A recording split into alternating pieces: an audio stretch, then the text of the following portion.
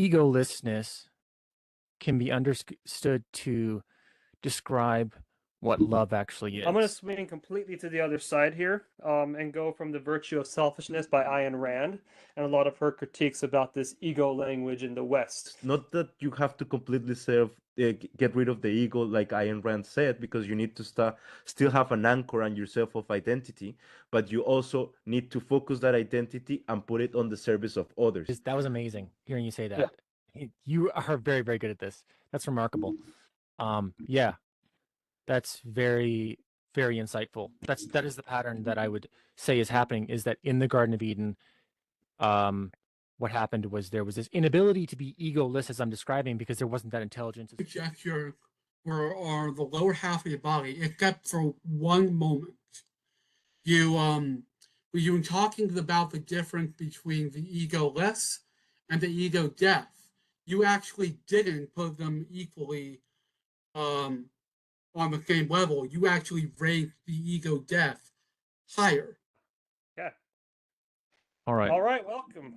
Today, for our dialogos, we're going to have Josh as the proposer, myself, Scott, and Juan as the listeners.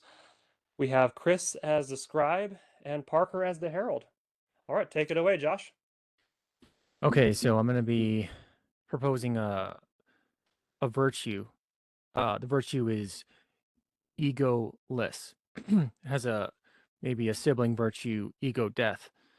And the reason why I think this is an interesting one to dive into, because this virtue, in some sense, has tremendous effect in what it can do, and also lots of explanatory power. So, egolessness can be understood to describe what love actually is. It can be understood as the state of bravery, and it can also be a description of intelligence. And before I go into explaining how that is, I want to address some of the equivocation that can happen briefly, because the term egoless or ego comes from many, many different places. So basically, the Western psychological culture of ego comes from Freud and goes into Jung, where ego is understood as sort of your identification of yourself, what it means to be you, the parts of you that the parts of your psychology that are really you. In Eastern, maybe non-dualism, the equivalent of ego is understood as an illusion. It's something you see through. And then where our popular, or at least a very popular, but not academic understanding of egolessness comes from, is sort of the marriage of these two, where the structural component of ego is taken from Western culture, and then the ability to go past it is taken from Eastern culture. And you have this idea that the ego is something that you can sort of kill. It's this structural element in your psychology that you can kill and then move past. And so this is one that I find tricky to talk with about people, because people will come from one of these different schools of thought.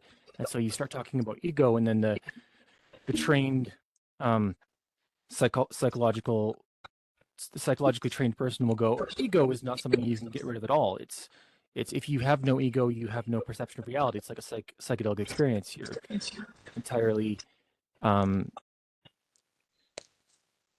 you're entirely away from yourself, versus the modern the common perspective that you'll see people like Joe Rogan, who is a very influential person, say, like, ego is the ultimate problem.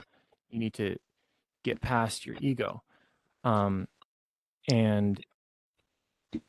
then, so those are the equivocations that can happen with it. And what I am interested in is, where is the most useful definition of egolessness? Where does that come in? Because I can see sort of like a merging between these perspectives, where if we suppose even a Jungian perspective of ego, we can somehow suppose that in some sense it can also die if we have a Jungian ego, but the person is deriving their understanding from something which is very transcendental. So for example, they're deriving understanding from logic itself, which is something which is arguably entirely transcendental. And so the person is driving their reasoning from logic. They're getting their sensory data from the world, and maybe their consciousness is a property observing the whole thing to some extent. What we then get, even in the clinical sense of ego, is this sort of place where, even though in Jungian psychology the ego can't die, it's always there. It's what you are. It becomes trivial because if you're not deriving your thoughts from yourself, if there's something else, if the data isn't you, ego then just becomes the position of your body in space where your brain is located. It has a trivial definition psychologically. And so what I'm interested in is can we merge these two kind of different approaches? One that views ego as something that is always very much there and needs to be integrated, and the other that views it as something which needs to be destroyed. Is there a union between these two? So the destruction perspective, correct me, is you're getting that from the Eastern Vedantic, right, and Buddhist traditions, perhaps? So, or we need to destroy the ego, or so it is there, but the Eastern perspective is actually more that the ego is an illusion. The perspective that we need to destroy our ego is actually modern psychedelic perspective. Modern, okay. Modern So psychedelic, pop psychology. Yeah. And so what are you proposing, or what are you suggesting? You're asking, is there a through line between those multiple perspectives, or? Yeah, I'm interested in, I feel like there is something to the modern pop understanding, this idea that you can kill your ego in some sense, that there's something there, but I'm trying to bring it into an academic realm because I've tried to have this conversation with people who are academic and they go, well, your definition of ego is wrong. Ego can't be destroyed at all. Yeah. Well, let's shelf, because we're going to equivocate like crazy over the oh no, you want to ask? Yeah, go ahead, Juan, ask a question. Yeah, sorry. No, I was just wondering. So you said that egolessness, it's related to love and bravery, and somehow like it's also connected to the intellect. So it seems like it kind of like encompasses a whole bunch of different virtues around it. So like in the when we're trying to get to the state of egolessness, what are we trying to do with our ego? Are we what exactly are we supposed to try to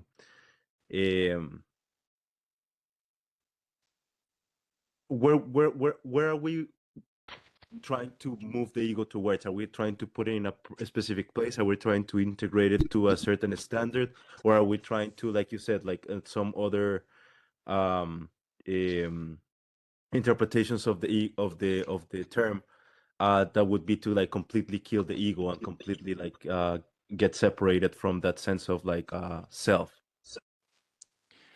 Yeah. So the pop understanding, the modern pop philosophical understanding, and the one I'm kind of trying to put forward is that the ego is sort of this identification with yourself.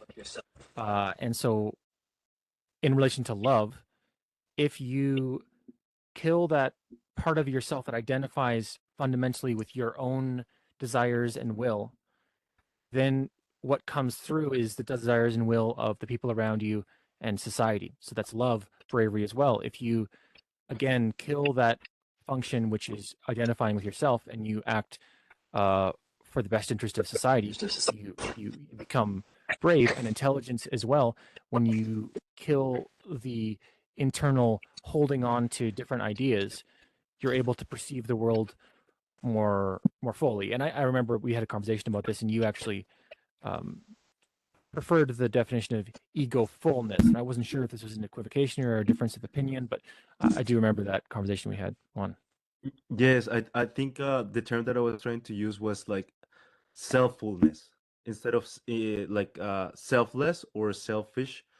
Self-fullness, like more of like in a sense of like trying to integrate all of the aspects of the self into like one proper integrated person that is able to act on the world in the most purposeful way. The reason why I bring this, I think it's great that you brought that up, because I think that I was going to ask, this is related to something that I was working on today, actually, like for a post that I was answering for, to Khaden, actually, which is great that it relates because it's fresh in my mind, because I was just like working on it. And I was trying to, I don't know if okay, I don't know if this is going to a little bit too far, but I think it's very related. So I hope that I'm not putting another proposal on top of his proposal, but I think it's like it goes hand in hand. They go very close together. But what I think it's what I was thinking about it is that you know, what are the ways in which we can understand? Okay, so we can the implications of Kant. I don't know if we are supposed to make. I'm sorry. I don't know if we were supposed to bring all of these like different like references and stuff. Oh no, in But I'll diaLogos just you can bring other references in because I yeah. think Okay. well, as long as we have a clear understanding of your definition of, or you're trying, what I understand your proposal here before we go further, because we don't want to be equivocating as least as possible. Your proposal is you're trying to reconcile, bridge, bring together, weave into one the multiple definitions or equivocations from the Eastern understanding, from the Western understanding, and the pop culture understanding of this ego, and you're trying to perhaps come to a deeper understanding of what it is like to kill the ego, or to be what's the word, egoless? Yeah, egoless. Mm-hmm. Correct? Okay. All Yeah, right. that is That's correct. okay. I'll just But add one thing. So that's the equivocation element that I'm trying to move past the Mm-hmm. understanding. Maybe the ultimate goal or the goal after that is to demonstrate this virtue of killing this identification with yourself or something like this. But the that can only really be expressed after you get past the equivocation. Though I am trying to also like exemplify the importance of this virtue. Mm-hmm. Okay. Demonstrate. Okay.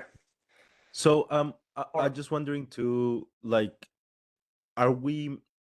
Would it be fair to say that if you want, would it be fair to say that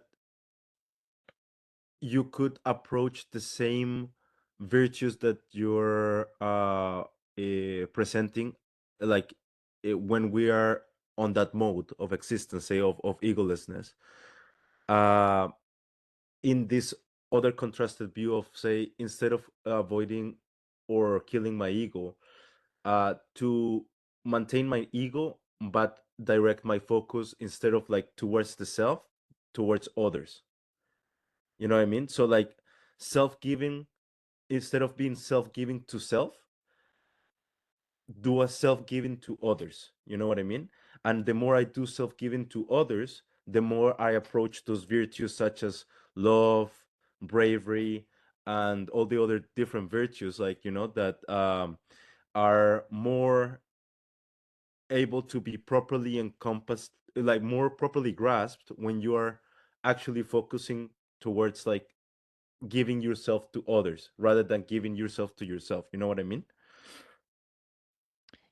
Yeah. So this is a point where what you're describing, I'm translating that using maybe panpsychism or the dissolution of boundaries to say that when you're saying uh, I have in myself this loving attribute where I'm then able to be sort of entirely loving to somebody else, I'm saying that then really what you're doing is you're acting through that person's desiring cognitive schema. You're acting from their position. So in the same way, you could say, like, is an idea your own, or is it from something else? This is so, like, if you have an idea, is it really yours, or is it something speaking through you? And I wonder where you'd fall on that, because if you think that an idea can be something which really isn't yours, and it could be something speaking through you, then maybe I wonder if you would move the border then to saying that when you do something for somebody else, really it's you not acting from yourself, but really you acting from them in some deep sense. Hmm. And can I add? I would like to add to that as well, to maybe problematize your proposal and tie in. Maybe this will strengthen what Juan is getting at here. I'm going to swing completely to the other side here, and go from the Virtue of Selfishness by Ayn Rand and a lot of her critiques about this ego language in the West, because there's this notion that to love someone, the person you love has to reflect your highest values, and so it has to be that participation. When you love someone, you are loving them because they reflect your highest value. And when you have love devoid of values, it's not love. And she writes these really great soliloquies in Atlas Shrugged about if you're not loving from a place of, you might say, higher transcendent, or maybe articulated or understood values, you're gonna, well, she uses some really crass language about being with a mindless slut. Really, really crass language, but it really gets the point. It drives the point across about this idea that love has to come from a place of value and strength. And a lot of her criticism on this virtue of selflessness in the West, that we've kind of perhaps taken out of context from the East, is when you're not living for anything, you'll crumble and fall for.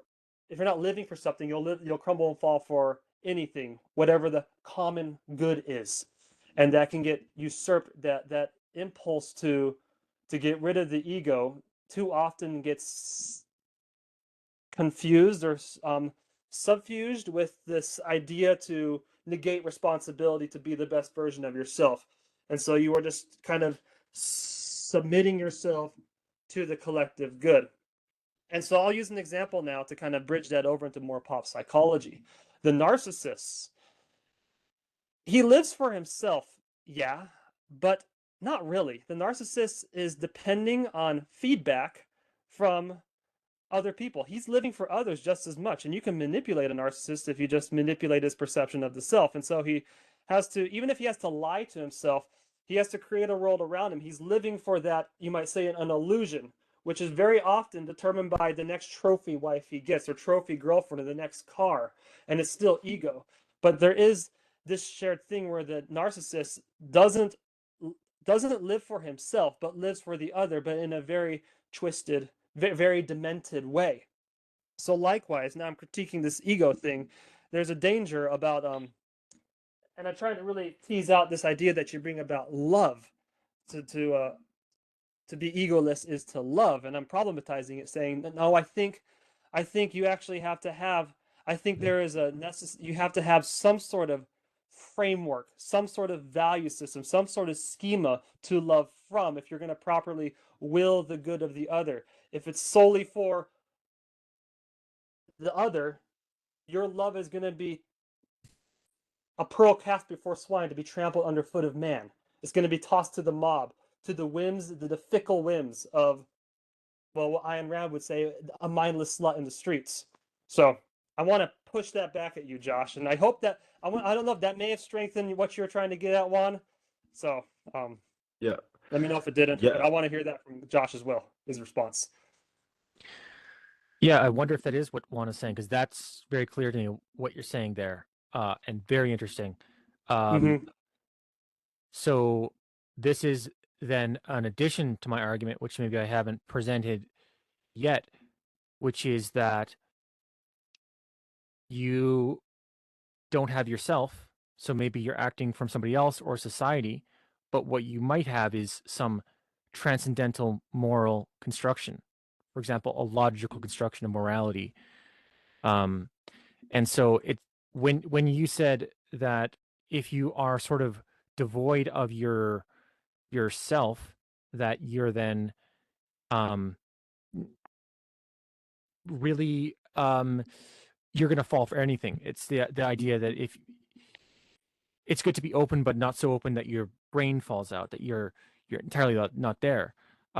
Attached to what I'm saying is this idea that, well, if you the fundamental nature of reality has a code of morality written into it, to where if you don't hold on to anything and accept everything that is in reality and let it all pour in, a structure of absolute morality will arise within you, to where you do not become the slut of everything that you encounter, but rather there is a transcendental morality that arises that you work from, that has that structure. Yeah, I think that what you're getting at, it's very similar also to what Khaden and I are saying. Is just that we're coming at it with from different perspectives, and we have like a little bit of difference in the terms, or like the semantics that we're using. Because you're going at it from the, like you said, more of the trying to understand it from the pop psychology kind of like a sphere, and like applying like a lot of like postmodern like philosophy into it. And it's great because like a lot of those that helps us, like it's what has helped us like gather the tools to understand what's happening right now, like, or recover what had already been rediscovered, like what had already been discovered, like maybe in ancient times. Why do I say that? Because, okay, it's a little bit of a layered argument again, but it starts again with Kant, as usual in modernity. Because, okay, Kant gives us this idea that we are imposing these mathematical frameworks or rules in the universe, in everything that we're experiencing. And he's partly right. He's very right, actually, because obviously the reality is so inexhaustible in that we cannot perceive its wholeness all at once, right? We have to like kind of like um, boil it down to something that we can actually gather, and make something like meaningful, out of what we're seeing. But then comes Wittgenstein, and then he says, yes, but is you cannot only just know rules, you need to know how to apply the rules, because all situations are not the same, you know? So like, for example, I cannot love Josh in the same way that I love my spouse, or in the same way that I love my dog, because those are different types of love, like they're different situations and different um eh, different scenarios, and so I need to know how to apply the rules, so I cannot just have like a rule for love, and this is how you love, just one rule. I need to know how to apply the rules, in different scenarios. And that also points out that it's not purely top down, like as Kant is saying. That is true, but it's also bottom up. There's a shared experience in which, like, whenever I'm interacting with something, that other something, gives me certain um like conditions under which I am able to apply the rules. So like this gets at like what Bravaki says about like, okay, it's not merely just propositional, and it's not even just like um uh, perspectival, uh but it's kind of like a participation. Actually, like what I'm trying to get at is like is not just propositional, but it's perspectival, because it depends on the different perspectives, right? That when you're looking at something. But this presents a problem.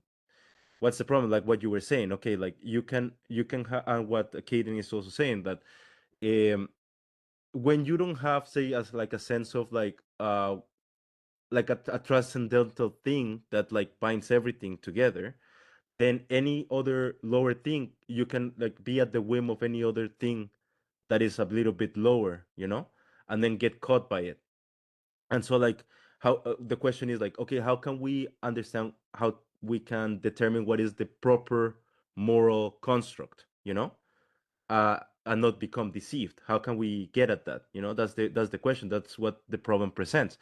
So what I think, Josh, you're suggesting, which is also what I think I kind of am suggesting, but it's just with different using different language, is that what is one heuristic to determine what is the highest possible truth, right? Because it's like there's this kind of tells us that, okay, there's an absolute truth, which would be the highest truth.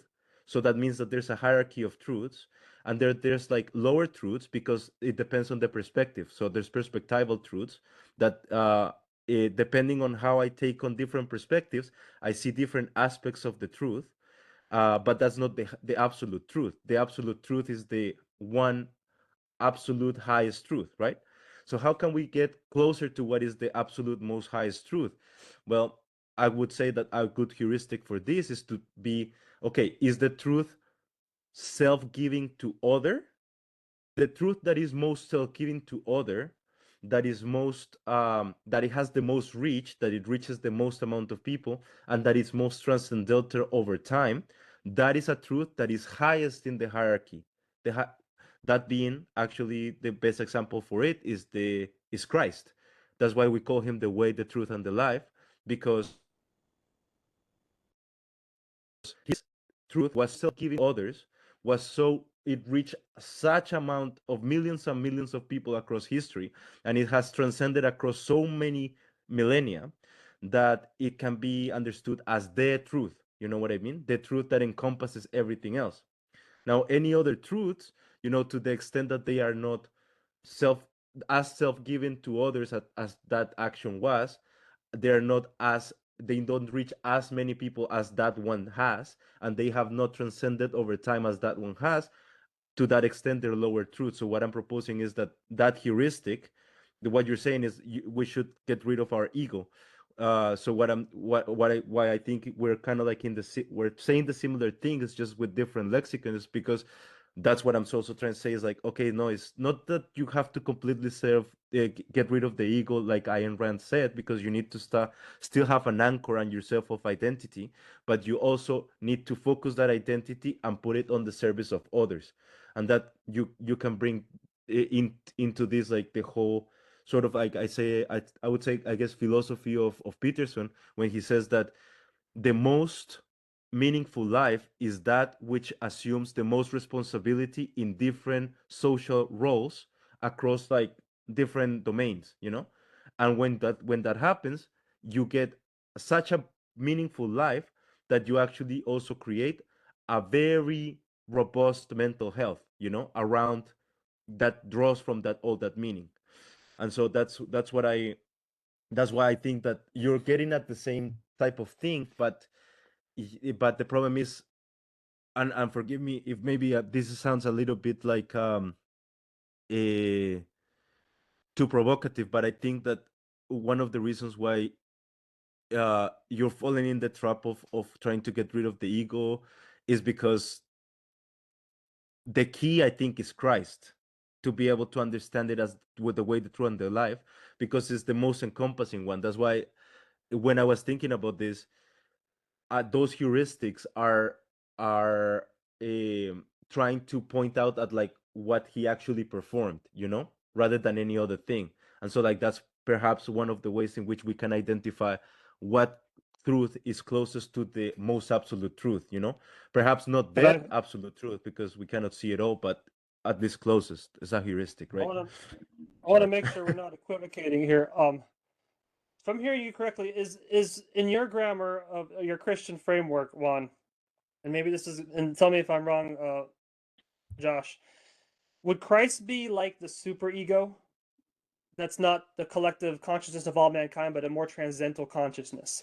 And that, to get to your language, using the Kantian, you have the models that you top down put on, that would be a given ego you put on, or a cognitive schema. So you love Josh in a certain way because he's your friend, different cognitive schema than loving your wife. And you have a different sort of filtering.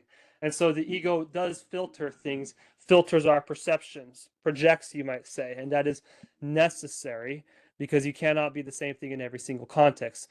But this idea to move away from the ego, to strip away all filters of perceptions for reality, puts us in danger. I mean, there's a virtue there that we can actually gain more truth, that we can see things as they really are, but it might kill us. We might not have anything to ground it in. And so is this superego, Josh, answer me this, Josh. Would the superego be like unto the Christian God, the Logos, Christ? And is Yeah, that that's the ego you want to interesting. see through, ultimately? You mean, yeah, that you want to see when you see through the ego? Yeah, if you're gonna filter your perceptions through anything, it ought to be Christ or the highest principle or the highest transcendental schema.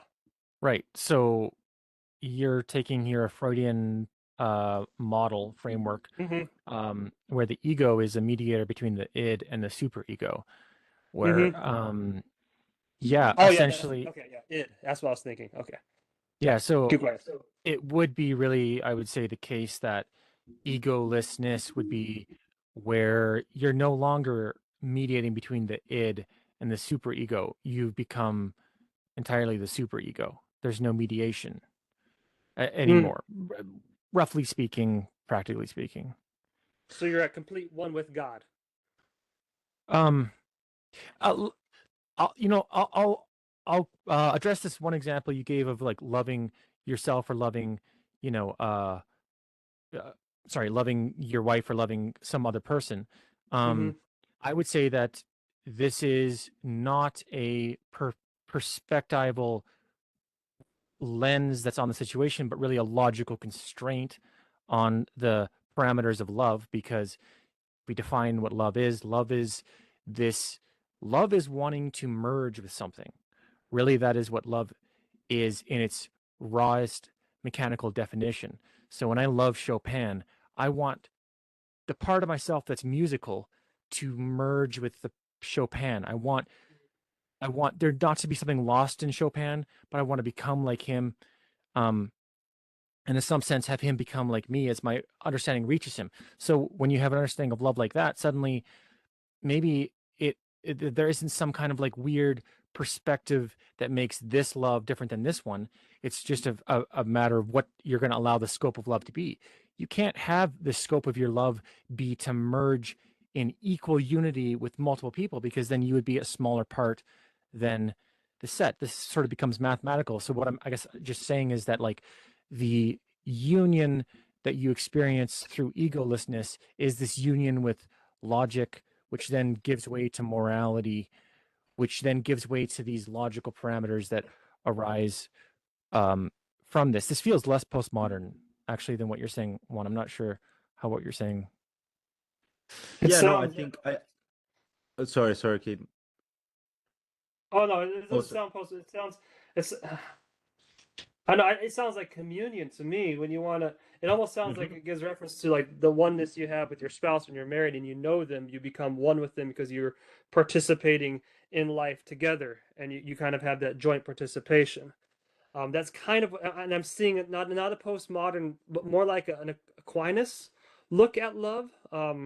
Even maybe back to the Yes, Greek sense of love of that you join in participation, not to consume, but to dissolve the ego between you and that other person. yes, Right, Josh? absolutely. Yeah. Yep.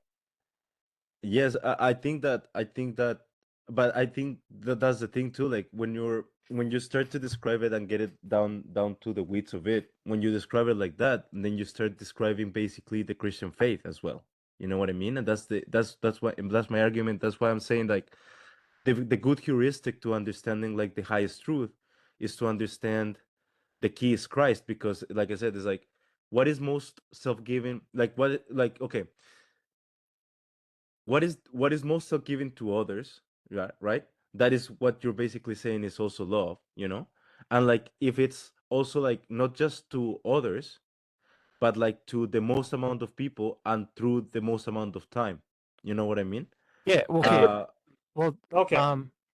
let me jump in here though, because I'm not sure, because you're making a distinction between my definition and the definition of Christianity, and I'm not sure what part of that distinction is semantic or what part of that is substantive.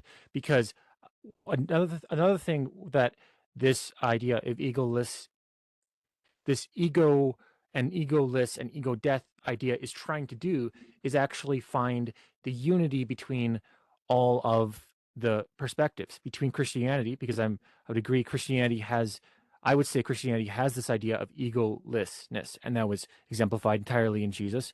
And I would say that the modern scientific psychological understanding has this idea of egolessness, and that Eastern philosophy has this idea of egolessness. And so another thing that I'm trying to do really is have a language where we can all communicate and connect on what we're agreeing is a transcendental virtue. Yep. Scott, do you have anything you want to say? Yeah, sure. Yeah. What are the conditions that you have to meet so that you can acknowledge you have achieved egolessness? Like, can a child do this? Those are two different questions. I'll just hit the first one first. How would you know that you are egoless? Well, one, always being egoless and knowing that in certain cases you're egoless are two different things. Knowing that you're egoless would be if you were able to discuss a situation in very logical, concrete, moral factors, and regardless of who you are or what your position is in the situation being described, you come to the same conclusions. So let's say you're talking about money. You go, well, what should the role of money be? Should it be for money to be distributed to those who are going to do the best with it? Therefore, I should take my money and I should give it to other people. It's you would see egolessness if when you run computations on morality, you arrive at conclusions regardless of your position in society. That's how you would know. Can children be egoless? This is the tricky one. I think there's potentially a developmental process that happens in psychological development where at some point ego is entirely necessary. You need to come to terms that you exist and that there is something about your relationship, the superego's relationship with you, or your understanding of the superego's relationship with you, that's distinct from the superego's relationship with somebody else. There has to be this understanding developmentally. So I would say that right off the gate, a child maybe starts out in some sense being egoless, but there has to be a developmental process where you get to egolessness through maturity. So to understand that I heard you right, you said the conditions to demonstrate that you are egoless is that you can perform the best moral judgments. That, well, it would be, this would be one way that you would know. So, is that if you had a formula for morality, that you could follow that formula and it would be, yeah, it would be, yeah, like you would be performing absolute moral judgments that sort of don't matter of your perspective. Right. And who generates the formula for perfect morality? Well, I mean, in this, as far as this context, without sort of diving into those formulas, because that's, I think this is maybe a scope large enough for right now, but we could just say that you would maybe hypothetically need to have those formulas in order to definitively prove that you're egoless, as opposed to it being some virtue which you strive towards and cannot necessarily prove. I would say that those formulas do exist, but it's maybe, I mean, I could go into them, but. Okay. And I guess maybe not my final question, something else will come up, but for right now, uh, why is this important to be egoless? I think you said it has to do with love. Is that the main driver?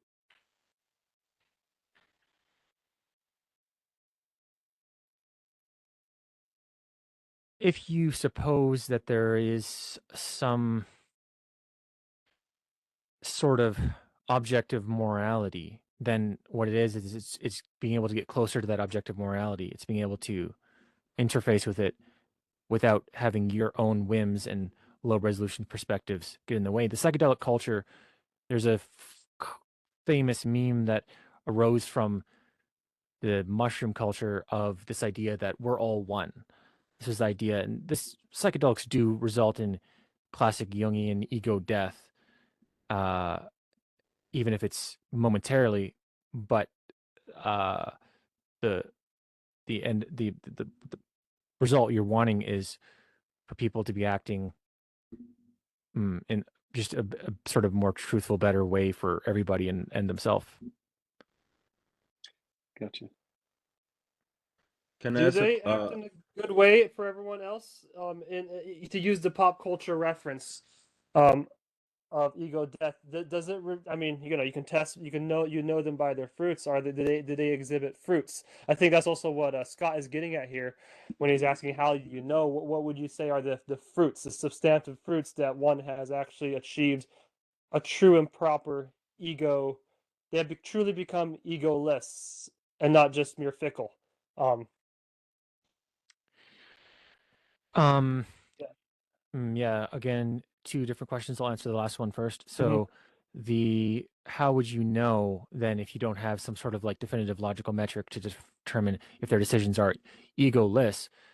There's sort of like maybe situational or like just circumstantial ways you can know. So if you notice that somebody oftentimes argues in favor of something which feels they can't describe it, but it's sort of for themselves. You could say that person Mhm. probably has more ego if their arguments somehow always tend to end up being something which supports their well-being. See, maybe they have ego. Yeah, and then I forget what the first thing you said was. Oh, that was. I guess that was. They're all kind of encompassed into one thing. So they're when they are speaking, they're not speaking from their whims.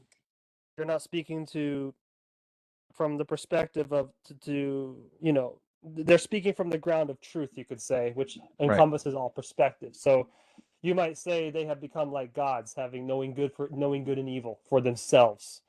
Right. To make an Could I allusion ask? to Genesis.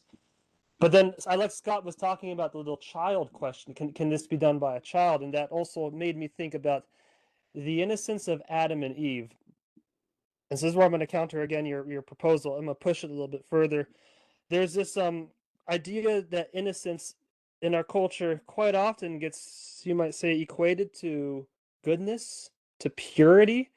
And I think that comes from Rousseau, when he has this whole doctrine where he's anti-reason. It's a sin to be reason, because then as soon as you start to have reason and man's possessed by reason, they start dividing things up and making systematic structures, and this is mine, not yours. We just can't be free lovey hippies kind of argument that Rousseau is making. And so he attributes reason, the partaking of the fruit of knowledge, good and evil, as a sin.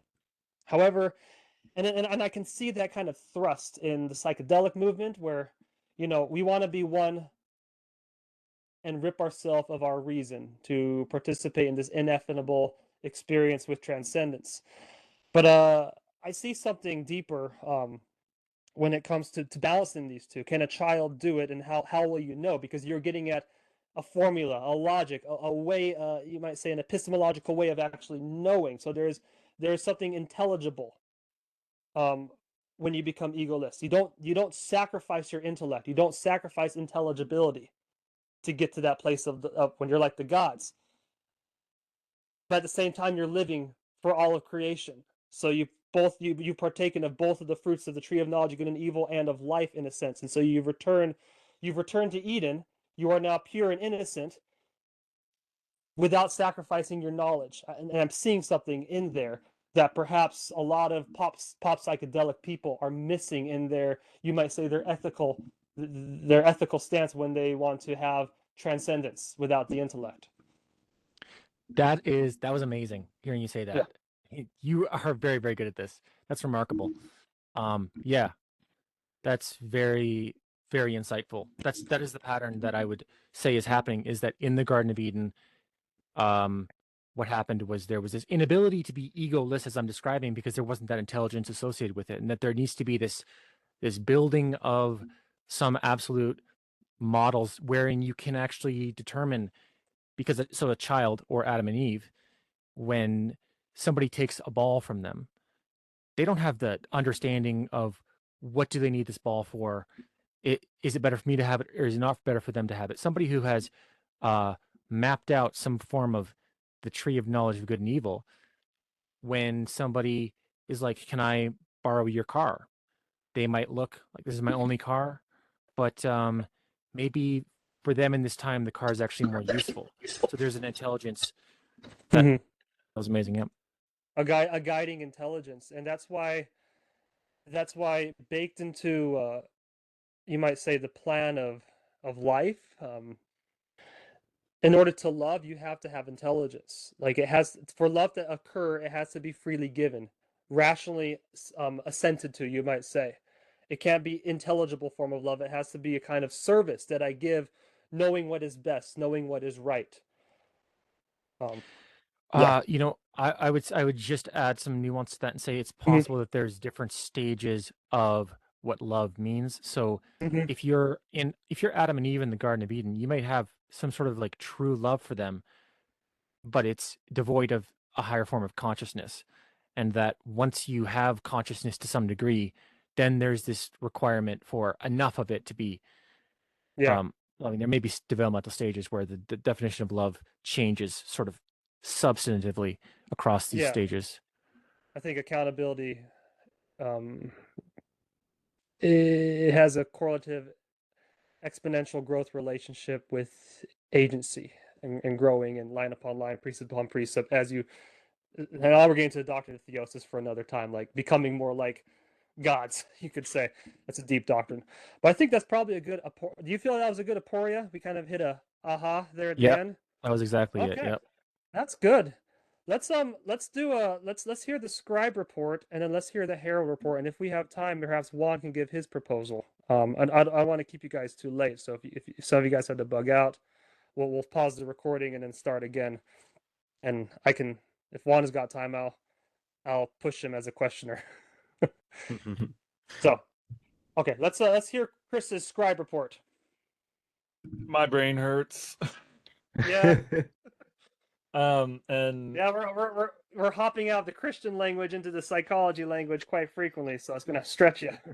Yeah, and I mean, for all of that you guys went through, I only got 3 paragraphs jotted down, and it was just me maybe revising bits and pieces here and there, and just trying to figure out, trying to capture the essence of everything. Okay, so, well, here's nothing. This is what I got.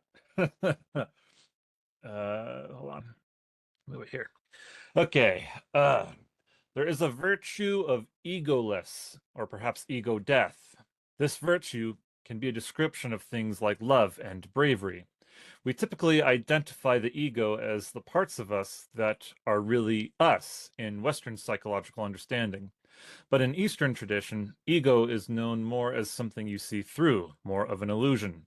So what in these understandings of ego is something that needs to be killed to gain a greater state of cognition? Can these understandings become unified? We need to understand the nitty-gritty of what we're trying to do with the ego, though. We don't want to attempt to kill something that will fog up our perception of reality or disconnect us from our will and emotions. Rather, the goal is to think less of ourselves and more of others, to reduce our selfishness and not allow ourselves to become identified with the ideas that spontaneously come to us, because they're not really our ideas. But we have to still maintain a sense of self, as without it, we can become influenced by the whims of those around us. We become conformed to our environment and culture and effectively lose a sense of individuality. We disappear in the sea of chaos that sits at the bottom of a hierarchy of truth. To achieve a proper ego death or egolessness state, you need to be oriented towards the highest good, the highest truth that you can orient yourself to. In ascending through the hierarchy of truth, you can become able to take on new filters of perception to see and engage with reality more effectively. You become a more dynamic person, a person able to give far more to the world than they take, and who can speak truth with no thought to their personal whims. That's all I got. And that was amazing. He actually got like, I think he got like a great through line of everything we were discussing. Like that was great. Rick is a wonderful scribe. Yeah, he's a good scribe. All right, Parker, let's hear the Herald report. Okay. So, let me get my notes. It was funny because when you say your brain hurt, Chris, I laugh because I'm like paying attention to you as well. And I'm like, okay, I don't want to project my own fish out of water on the Chris, but he's kind of looking like me. All right, let me. All right, there we go. All right, I think I'll just go and. Okay, so I think I'll just go in order. Okay, go Josh. Go. Okay, I've only done the Herald a couple of times, but this was probably the most fun I've had. Like, because I didn't have to keep track of like the conversation, and thank goodness because a lot of it would have gone over my head. I could just stare deeply into y'all's souls. Okay, so Josh, it was really interesting with Josh. It was kind of limited because the way your camera filter it cut like a very like a Zack Snyder squarish. I forget what exactly the perspective is on that, but yeah, so I couldn't see the full angle of it. But from what I did see, you when other people are typically thinking or trying to reconvey, they will often like look up, look down. You was always there, straight ahead, looking into whoever you're talking to soul. Like you always, and especially when you're trying to think, you would blink a lot, really fast a lot.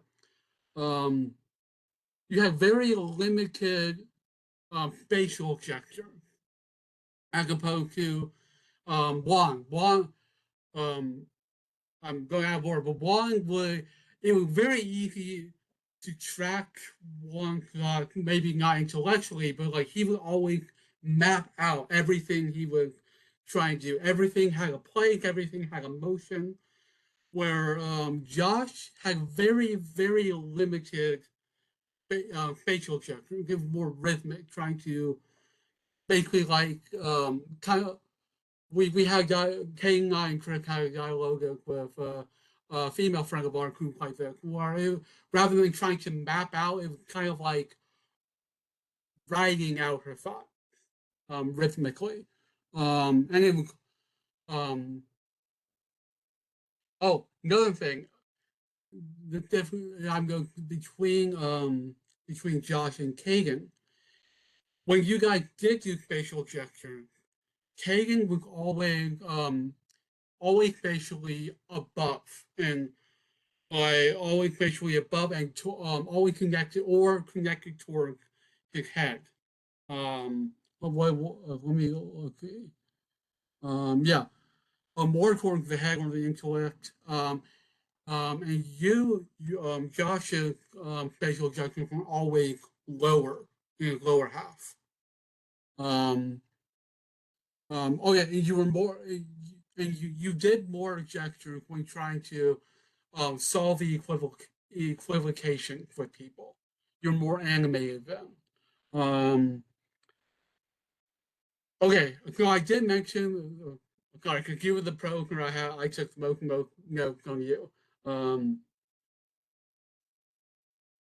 Most of your gestures are the lower half of your body, except for one moment. You when you were talking about the difference between the egoless and the ego death, you actually didn't put them equally on the same level. You actually raised the ego death higher than the egolessness. I had no idea what that means in consciously and protocol because that wasn't my job and that is above my pay grade.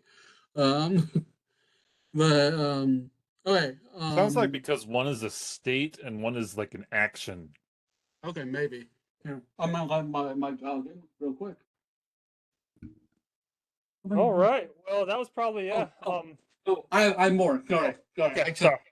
I talking, yeah, like a Juan, when he was thinking, had a very like a thinker poke, like a lot of us do, but he was very anime, very wide facial gestures, very yuki.